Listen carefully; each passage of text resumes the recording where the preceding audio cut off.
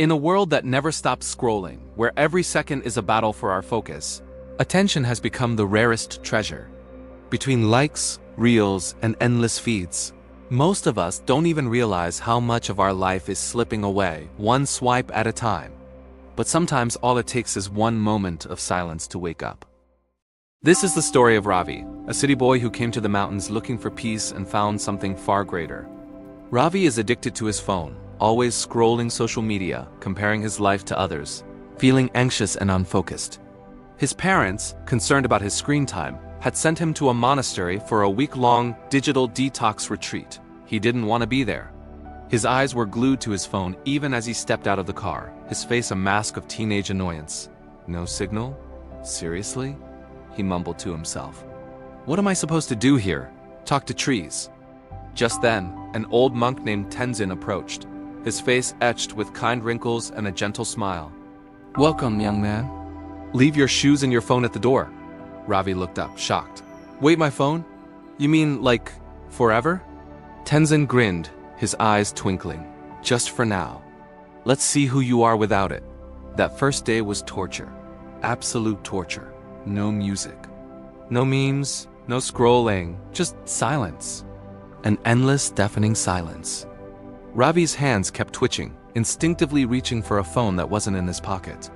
He watched the monks with a mix of fascination and pity as they swept fallen leaves, ate their meals quietly, and sat in meditation. Every single moment looked painfully, excruciatingly slow. How can anyone live like this? He sighed, watching a monk carefully arrange pebbles in a rock garden. Don't they get bored out of their minds? Venerable Tenzin, who seemed to appear whenever Ravi was at his wit's end, walked by and said softly, "The mind that cannot stay still will never know peace." He paused, looking at Ravi with deep compassion. You're not addicted to your phone, Ravi. You're addicted to escape. The words hung in the air, echoing in Ravi's mind long after Tenzin had gone. Escape from what? The next morning, Tenzin led Ravi to a small, crystal-clear pond nestled among ancient trees. The water was so still it was like a perfect mirror. Look at your reflection, the monk instructed. Ravi peered into the water. Okay. I see myself. Now, Tenzin said. Stir the water. Ravi dipped his hand in and swirled it around. His reflection instantly shattered into 1,000 blurry, distorted pieces. It's all blurry now. Tenzin nodded. That is your mind when you scroll without awareness, constantly disturbed. You can't see your true self through the endless ripples of distraction. Ravi looked from the chaotic water back to the monk. So, how do I make it clear again? Tenzin's response was simple. Stop stirring. Just watch. Ravi knelt by the pond, his gaze fixed on the murky water. Slowly, minute by minute, the frantic movement subsided. The silt began to settle, the ripples softened, and his reflection gradually reappeared, calm, clear, and perfectly still. In that moment, a flicker of understanding ignited within him. Tenzin's voice was like a gentle breeze. When the mind becomes still, life becomes clear.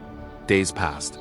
The initial agony of disconnection slowly faded, replaced by a strange, unfamiliar calm. Ravi began to find a rhythm in the monastery's simple life. He helped in the garden, feeling the cool earth under his fingernails. He learned to eat slowly, actually tasting his food for the first time. But the questions still lingered. One afternoon, while weeding a vegetable patch alongside Tenzin, he finally asked, Venerable, I still don't get it. Why is scrolling so bad? It's just entertainment. It helps me relax. Tenzin paused his work and looked at the young man. The problem isn't the phone, Ravi. It's the mind that continues to scroll even when the screen is off. You think you're looking for something new, something exciting, but you're really running from yourself. You're trying to fill a silence you're afraid of. Tenzin then reached into his robe and pulled out a small, rolled-up scroll of paper, handing it to Ravi. Read this. Ravi carefully unrolled the delicate paper.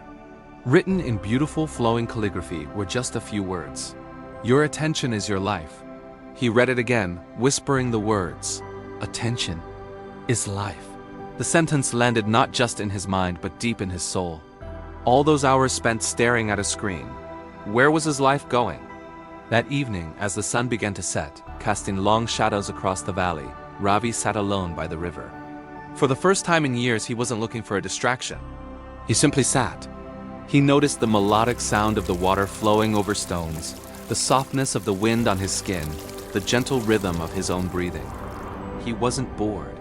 He was present. He was alive. Memories of his past days flashed before him like a fast-forwarded reel, hours spent scrolling, comparing his life to curated snapshots of others, reacting to things that didn't matter. And yet none of it had brought him the peace he felt in this one simple moment. He whispered to the quiet evening, his voice full of a newfound realization. I was scrolling through everyone else's life, while mine was just passing me by. At the end of the week, a transformed Ravi stood before Tenzin, ready to leave. The monk held out his phone. The phone is not your enemy, Tenzin said, his smile as warm as ever. It is a tool. Use it, but do not let it use you. Check your notifications, but don't forget to check in with your mind. Ravi took the phone, the cold glass feeling foreign in his hand.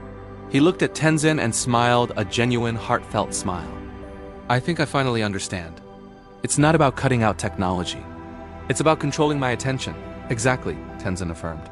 When you master your attention, you master your digital life and your inner life, too.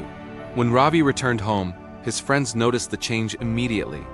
He was calmer, more present. He still used his phone, but now with intention. He no longer scrolled endlessly to escape boredom. He used it to learn, to connect with people meaningfully, to create. He had learned that true freedom isn't turning off your phone, it's turning on your awareness. Because the screen glows brightest when the mind grows still. So just for a moment, I invite you to do the same. Stop scrolling, take a deep breath, and just listen to the sound of your own life. Your attention shapes your world. Choose it mindfully. Thank you so much for watching. If this story resonated with you, please consider liking this video and subscribing for more content that helps us live more intentionally in this busy world. See you next time.